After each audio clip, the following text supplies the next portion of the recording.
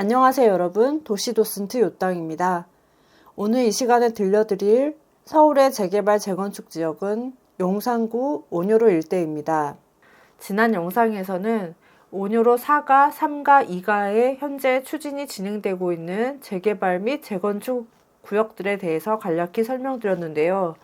오늘 이 시간에는 그 두 번째 시간으로 온효로 1가에 위치한 재개발 구역들을 설명해 드리겠습니다. 이곳 온효로 1가 같은 경우는 4가, 3가에서 진행되고 있는 신속통합기획 및 모아타운 재개발과 달리 다소 생소한 재개발 사업 유형이 추진 중인데요. 바로 역세권 시프트 사업입니다. 이 온효로 1가 역세권 도시정비형 재개발 사업지 바로 옆에 기존에 재개발을 한 두 구역이 있습니다. 효창 5구역을 재개발한 용산 롯데캐슬 센터포레 아파트인데요.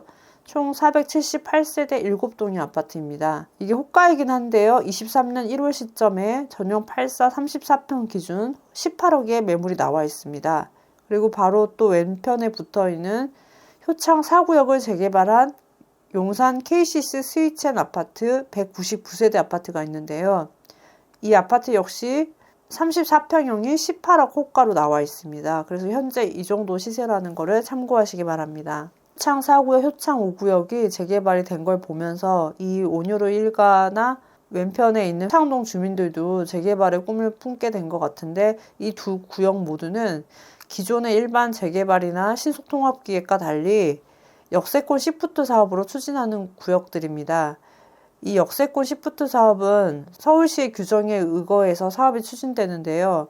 과거 오세훈 시장 시절인 2007년 최초에 말이 나왔는데 다시 재임을 하면서 이 역세권 시프트 사업이 재개발 사업의 하나의 유형으로서 부각이 되었습니다. 역세권 시프트 사업은 승강장 기준 250m 내지는 350m의 구역이 위치해 있을 때 기존의 용적률을 크게 상향을 해줘서 증가하는 용적률의 반을 서울시의 공공임대주택으로 공급하는 안입니다. 그러니까 보통 2종 일반주거나 3종 일반주거 지역 같은 경우는 재개발을 할 때 용적률을 250에서 300% 이렇게 받는데요. 이 역세권 시프트 사업 같은 경우는 인센티브를 받아서 준주거 지역으로 용적률을 상향해서 최대 500% 가까이 용적률을 받습니다.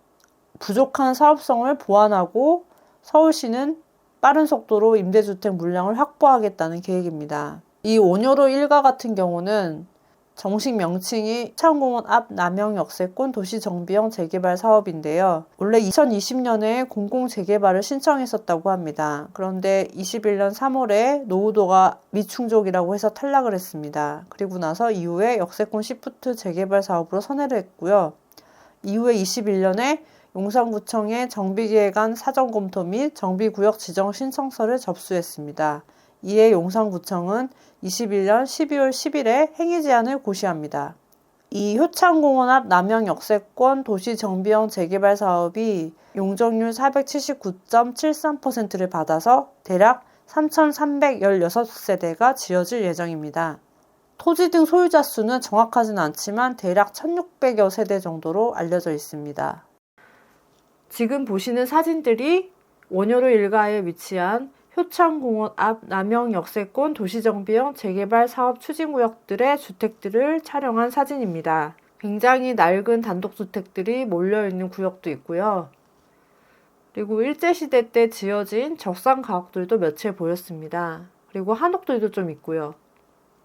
이 보이시는 지금 사진의 한옥은 송기정 옹이 한때 사셨던 한옥이라고 합니다. 그리고 이 일대 용산경찰서 및 보건소를 상대로 한 상권도 다소 형성이 되어 있습니다. 삼계탕으로 유명한 강원정 식당도 보이고요. 그 옆에 커피 가게도 유명합니다. 그리고 무엇보다도 이곳 온효로 1가 일대는요. 온효로 3가의 신속통합기획 추진지역이나 2가의 도심 공공주택 복합사업지역과 달리 투기 방지 조항이 없어서 조합 설립 전까지는 자유로이 매매가 가능합니다. 그래서 이곳이 몇 년 전부터 재개발 역세권 시프트 사업을 추진한다는 붐이 불면서 도시형 생활주택을 비롯한 원룸형 빌라주택들의 건축 붐이 크게 일었습니다. 제가 갔을 때도 공사 현장을 몇 곳 볼 수 있었습니다. 이곳 원룸 빌라 같은 경우는 지분이 매우 작음에도 불구하고 최소 매매가 5억대부터 시작하는 걸로 제가 들었거든요. 그래서 지분당 가격을 생각하면 굉장히 비싼 가격입니다. 네, 현재도 아직도 거래가 가능하기에 매물들이 좀 나와 있습니다. 네, 이곳 역시 큰 지분을 가지신 어떤 꼬마 빌딩 같은 건물을 소유하신 분들이라든지 기존에 장사를 하시는 분들의 건물주 같은 분들은 사실 재개발이 별로 달갑지 않을 수밖에 없는데요. 그래서 구역을 다니다 보면 이 재개발 사업 추진에 대해서 반대하는 여론을 조금 읽을 수가 있었습니다. 23년 즈음에 조합 설립이 추진될 예정이라고 하는데 향후 추진 경과를 지켜보시기 바랍니다. 효창공원 바로 옆에 원효로 일가처럼 역세권 시프트 사업으로 도시정비형 재개발을 추진하는 곳이 있습니다. 효창동 역세권 도시정비형 재개발 사업지입니다. 이곳은 중간에 한번 구역계가 변경된 것으로 알고 있는데요.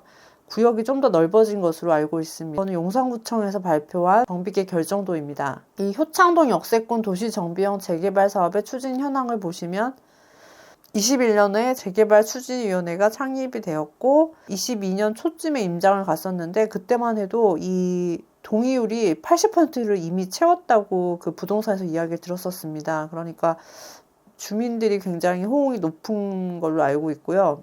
추진하고 나서 속도가 빠르게 진행된 것 같습니다. 그래서 22년 4월에 구청에서 개발행위허가 제안을 발표하고 22년 6월에 정비구역 지정 및 정비계획안에 대한 공람 공고가 나왔습니다. 그래서 23년 정도에 서울시 도시계획위원회 심의를 통과하면 구역 지정이 될 것으로 기대된다고 합니다. 개발 계획인데요. 총 3,342세대가 지어질 예정입니다. 좀 전에 보셨던 원효로 일가가 3,300여 세대고 이곳도 3,300세대이기 때문에 만약에 정말로 이 역세권 시프트 사업이 추진이 된다면 굉장히 큰 아파트 단지를 이루게 되는 것입니다. 지금 보시는 사진들은 효창동 역세권 도시정비형 재개발 사업지의 구역 모습입니다. 중간에 빌라나 연립들이 보이고요. 전반적인 인상은 다른 재개발 구역지들에 비해서 굉장히 깔끔한 느낌입니다. 물론 길이 다소 좁은 것도 있었지만요. 그리고 구역 내에 아파트가 있는데요. 효창 한신 아파트랑 베네스 아파트도 정비구역 내에 포함되어 있습니다. 그리고 원효로 사가 모아타운지라든지 바로 옆 효창공원 앞 남영 역세권 시프트 정비형 재개발 사업 추진지에서도 마찬가지였는데요. 이곳 역시 신축행위가 일어나고 있었습니다. 지금 부동산 플랫리스트로 본 지도에서도 보면 이미 푸른색의 건물들이 꽤 많죠. 역세권 시프트가 재개발에 비해서 노후도 조건이 약하기 때문에 어쩔 수 없는 현상이기도 합니다.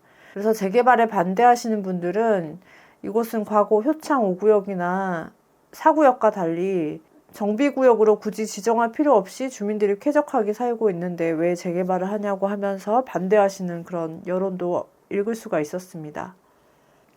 이처럼 원효로 1가 일대에는 현재 역세권 시프트 재개발 사업지 2군데가 사업을 추진 중이었는데요. 지난 시간 동영상에서 알려드린 원효로 4가, 3가, 2가 일대도 그렇고 이곳 원효로 1가의 역세권 시프트 사업지도 아직은 극초기 재개발 사업이라고 할 수 있습니다. 그리고 특히 일반 민간 재개발과 달리 모아타운이나 이곳 역세권 시프트는 성공 사례가 아직 없기 때문에 투자에는 좀 신중하셨으면 합니다.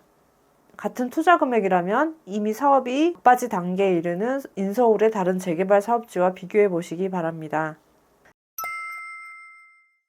지금까지 용산 원효로 일대의 재개발, 재건축 및 개발 호재에 대해 설명해 드렸습니다. 앞으로도 인서울의 다양한 개발 호재를 품은 지역들을 엄선해서 미래 모습에 대해서 그려보는 시간을 가질까 합니다.